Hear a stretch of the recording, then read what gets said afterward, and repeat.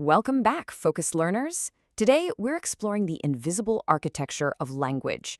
When we read a paragraph, we don't just see isolated floating sentences, right? We experience a unified, multidimensional network of meaning. But what actually holds that network together? Well, in systemic functional linguistics, one of the absolute primary forces at work is something called reference. Now, I want you to completely forget the idea of reference as just some basic middle school list of pronouns. Instead, I want you to think of reference as the invisible semantic connective tissue. Essentially, they're linguistic hyperlinks. They execute real-time retrieval commands in our brains to hold an entire text together. Let's get into it. Here's our architectural blueprint for today's explainer. We'll start with the mechanics of linguistic cohesion, move through internal versus external pointers, break down the personal, demonstrative, and comparative reference systems, and then finally zoom way in on the micro-level architecture of nominal groups. Section 1. The mechanics of linguistic cohesion. Okay, let's dive right into this and start with the theoretical physics of how language actually creates cohesive meaning.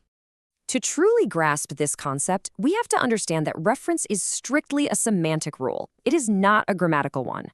Words like he, this, or thee are essentially empty vessels. They literally do not possess meaning in and of themselves.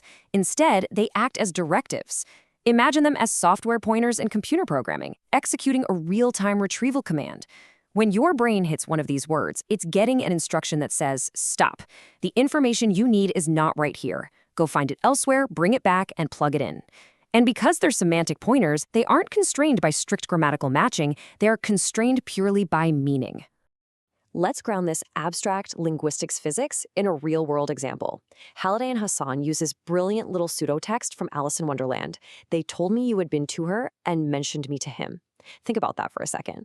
This sentence is grammatically flawless, yet entirely meaningless in isolation. Why? Because it's composed almost entirely of unresolved semantic pointers. To actually make sense of it, your brain has to perform an algorithmic process. Step 1, identify the semantic pointer, like they or her. Step 2, follow the cohesive chain backward or forward to find out what it's linked to. And step 3, resolve the presupposition to retrieve the target meaning. So if her points to the Queen of Hearts, your brain retrieves that identity and dynamically locks it into the sentences. The cohesion of the text lies entirely in that continuity of reference. Section 2, internal versus external pointers. Now, what's really interesting here is how language maps these pointers, either outward to the three-dimensional physical environment or inward to the two-dimensional text itself. Picture this topology in your mind. We have a fundamental split in the system. When a pointer looks inward into the surrounding text to find its target, we call that endophora. Try visualizing endophora as glowing lines forming a closed, self-contained textual loop. But when a pointer looks outward, stepping right off the page into the physical context of the situation, we call that exophora. So the absolutely crucial point here is this sharp juxtaposition.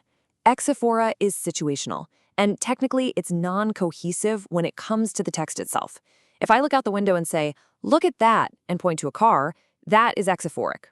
Endophora, on the other hand, is textual and cohesive. It's what integrates completely separate passages into a single unified text. And what's fascinating for researchers is that high volumes of exophoric reference often characterize the language and action of tight-knit peer groups. If you listen to young children playing, they use tons of exophoric pronouns, simply because everything they are referencing is right there in their immediate shared physical space. Section 3, the personal reference system.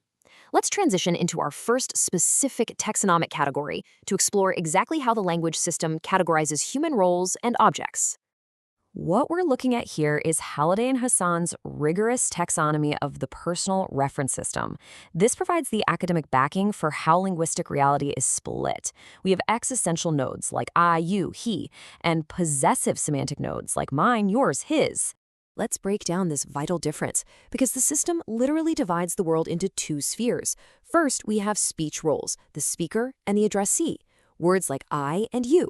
These naturally point outside the text to the actual human beings communicating, so they are typically exophoric. Second, we have other roles, he, she, it, they.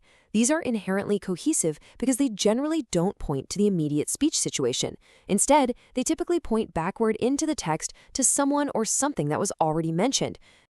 And this brilliantly illustrates just how flexible the system is. Sometimes personal reference items don't actually point to a specific person at all. They become generalized institutional pointers. Think of the word they when someone complains, "They are fixing the road again." Who is they? It's just some unspecified authority. Or think of the word it in the phrase, "It's raining." There is no physical giant it in the sky doing the raining. It functions as an empty meteorological operator. These require absolutely no specific textual antecedent. Section 4. Demonstratives and proximity scales.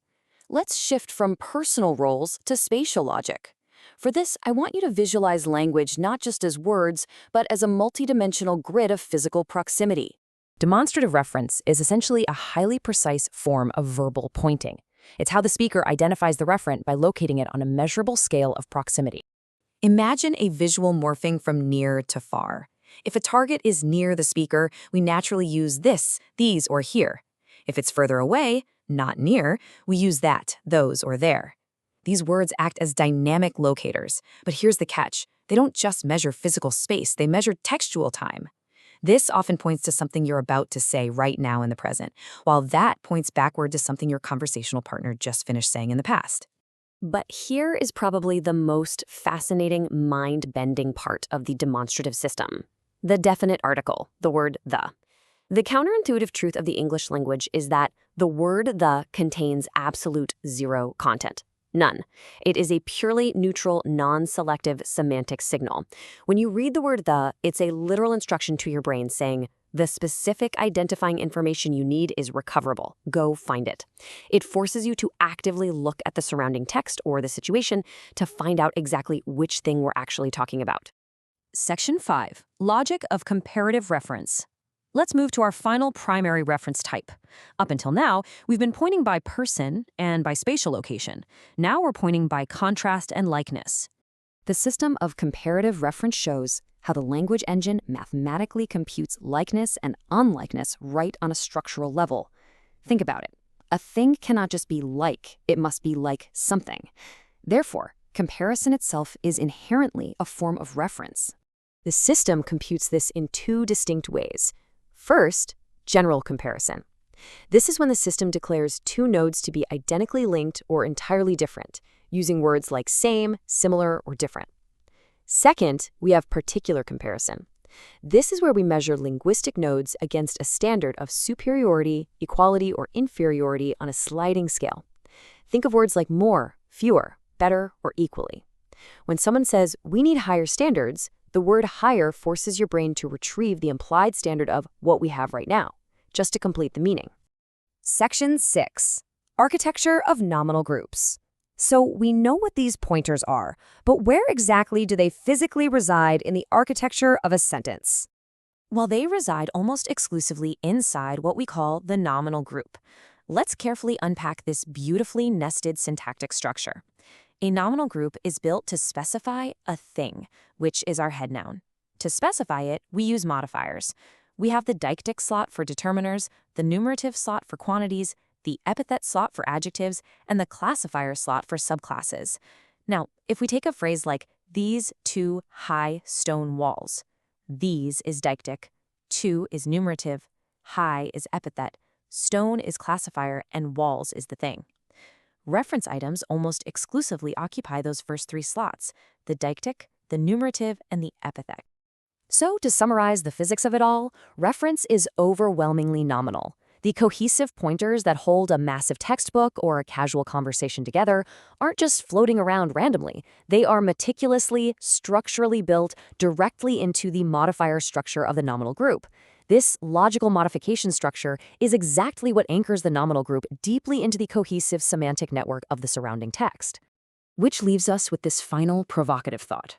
We've seen that reference items, the very glue of human communication, are essentially empty semantic pointers relying entirely on context, memory, and spatial logic to resolve. So as we train artificial intelligence and large language models, how exactly do these algorithms reconstruct and map this completely invisible semantic topology? It's a massive puzzle, and it's a question that sits right at the bleeding edge of cognitive science and natural language processing today.